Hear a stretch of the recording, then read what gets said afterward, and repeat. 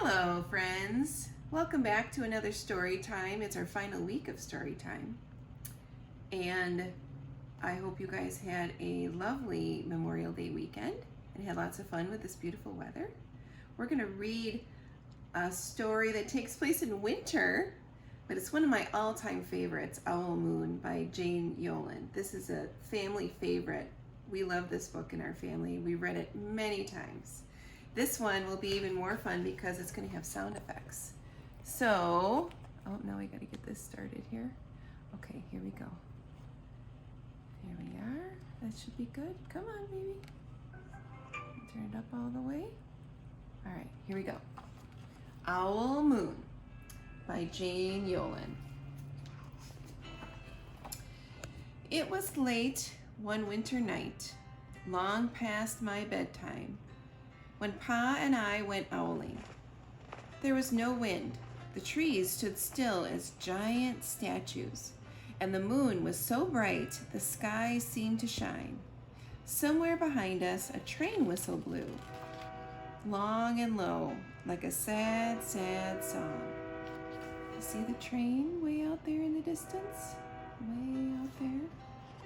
And here she is with her dad, walking in the snow outside.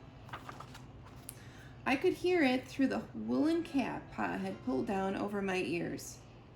A farm dog answered the train, and then a second dog joined in. They sang out trains and dogs for a real long time, and when their voices faded away, it was as quiet as a dream. We walked on toward the woods, Pa and I. See the fox down here too? There's a fox. Our feet crunched over the crisp snow, and little gray footprints followed us. Pa made a long shadow, but mine was short and round. I had to run after him every now and then to keep up, and my short, round shadow bumped after me. But I never called out. If you go owling, you have to be quiet. That's what Pa always says. I had been waiting to go owling with Pa for a long, long time. We reached the line of pine trees, black and pointy against the sky, and Pa held up his hand. I stopped right where I was and waited. He looked up, as if searching the stars, as if reading a map up there. The moon made his face into a silver mask. Then he called, "Woo, woo, hoo, hoo, woo." The sound of a great horned owl. Woo, woo, hoo, hoo, woo. Again he called out, and then again. After each call he was silent, and for a moment we both listened. But there was no answer. Pa shrugged, and I shrugged. I was not disappointed.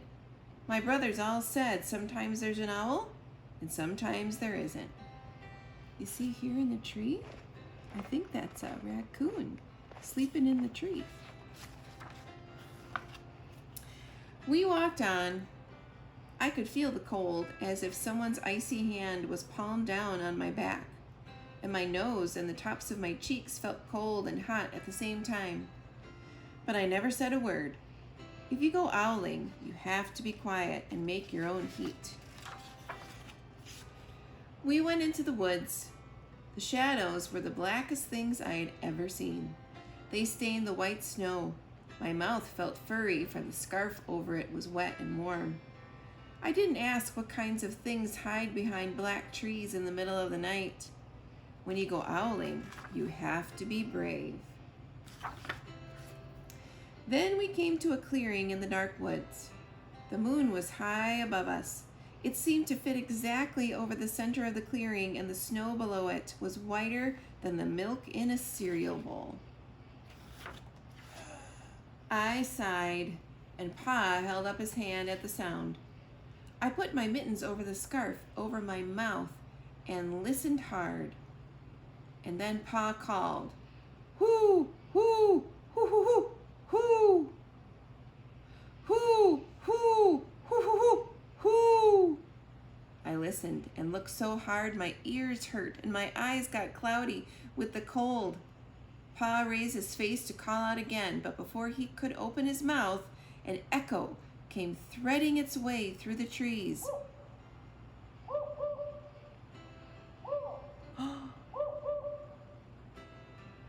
There's the owl. Pa almost smiled. Then he called back, "Whoo, whoo, whoo, whoo, whoo," just as if he and the owl were talking about supper, or about the woods, or the moon, or the cold. I took my mitten off the scarf off my mouth, and I almost smiled too.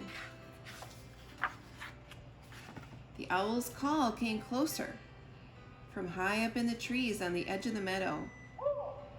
Nothing in the meadow moved. All of a sudden, an owl's shadow, part of the big tree shadow, lifted off and flew right over us. We watched silently with heat in our mouths, the heat of all those words we had not spoken. The shadow hooted again. Look up here. See the owl? He's coming. He's getting closer. Pa turned on his big flashlight and caught the owl just as it was landing on a branch.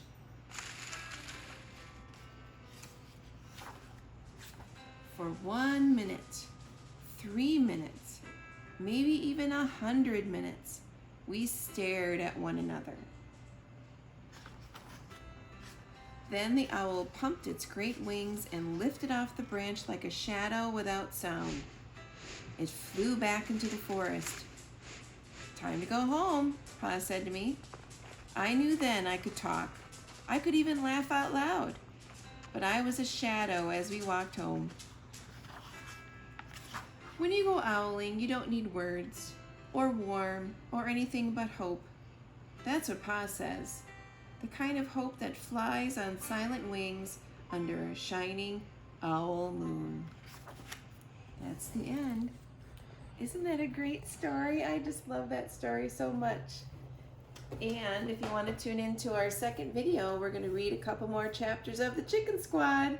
I hope to see you then. Bye-bye, everybody.